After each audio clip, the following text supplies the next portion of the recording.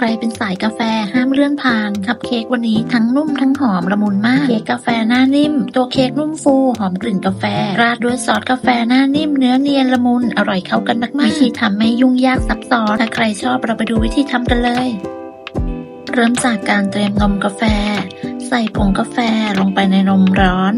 จากนั้นก็คนให้เข้ากันแล้วก็พักนมกาแฟไว้ให้เย็นต่อไปมาละลายเนยเราใช้เป็นเนยเค็ม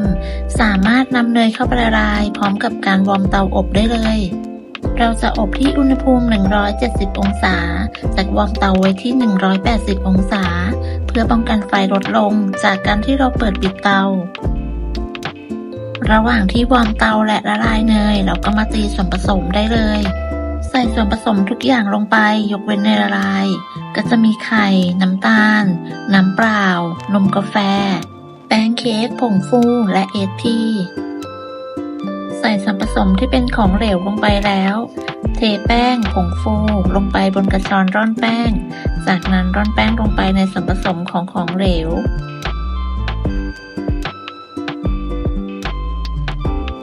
ต่อไปใส่เอททีป้ายไปที่หัวตะกร้อเราก็ใช้หัวตะกร้อนั้นนำไปคนส่วนผสมให้เข้ากันดีเพื่อป้องกันแป้งฟุ้งกระจายต่อไปเราก็มาเปิดเครื่องตีกันเลยรอบแรกตีด้วยความเร็วสูงใช้เวลา1 นาทีจากนั้นหยุดเครื่องแล้วปาดโถ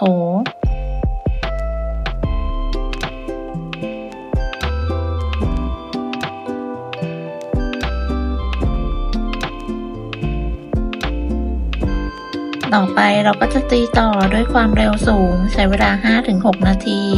เพื่อให้ได้ส่วนผสมที่ข้นและขึ้นฟู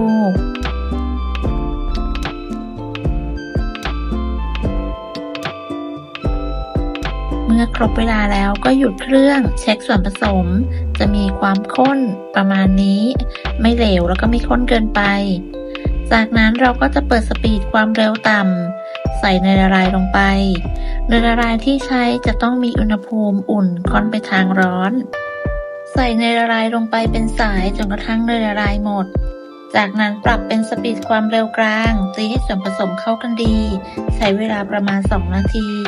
แล้วก็ปรับเป็นความเร็วต่ำตีต่อจนส่วนผสมเนียนอีก1 นาทีได้ส่วนผสมแบบนี้แล้วเราก็นำไปเทใส่พิมพ์ได้เลยวันนี้เราใช้เป็นพิมพ์ขันข้าวขนาด8 เซนใส่ออกมาได้12ถ้วยพอดีถ้วยละประมาณ 45-50 กรัมสูตรนี้หากไม่ใส่ถ้วยขันข้าวก็อาจจะนำไปใส่ถาดหรือใส่พิมพ์เค้กแบบกลมได้ใส่พิมพ์เค้กขนาด 2-3 ปอนด์ได้ถ้าใส่ถาดก็แนะนำเป็นขนาด 8-10 นิ้วใส่ถ้วยเสร็จแล้วก็อย่าลืมเคาะเบาๆเพื่อไล่อากาศให้ครบทุกถ้วยจากนั้นก็นำเข้าอบกันได้เลยอบที่อุณหภูมิ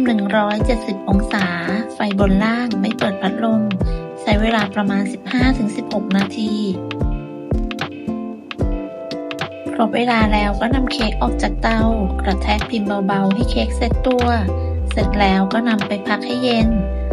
ตัวเค้กที่ได้จะมีความนุ่มฟูแล้วก็หอมกลิ่นกาแฟหน้าเค้กไม่ยุบก้นไม่โหดคว่ำไว้หรือจะพักไว้ในพิมพ์ก็ได้ทดลองแล้วว่าทั้ง2อย่างหน้าไม่ยุบก้นไม่โหดคัพเค้กกาแฟสูตรนี้ปรับเปลี่ยนหน้าได้ตามชอบจะนำไปตกแต่งด้วยบัตเตอร์ครีมวิปครีมหรือว่าจะทำเป็นเค้กแซนด์วิชก็ทำได้ระหว่างที่รอให้เค้กเย็นเราไปทำซอสกาแฟกันเลย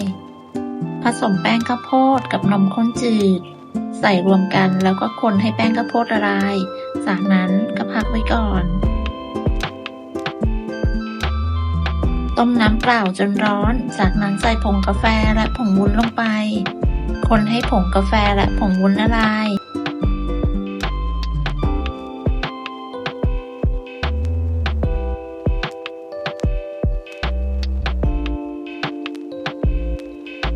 ต้มจนผงกาแฟละลายดีแล้วใส่น้ำตาลทราย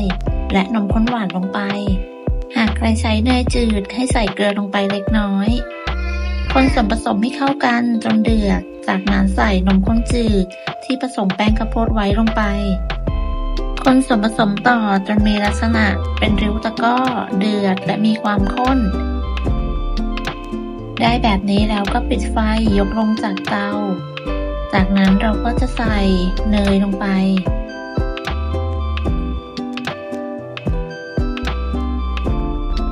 ใส่เนยแล้วคนต่อจนกระทั่งเนยละลาย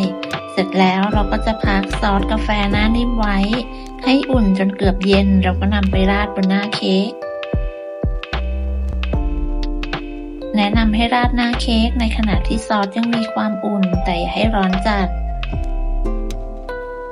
วันนี้ทดลองใช้พิมพ์เค้ก2แบบเป็นพิมพ์เค้กโรลขนาดวงกลม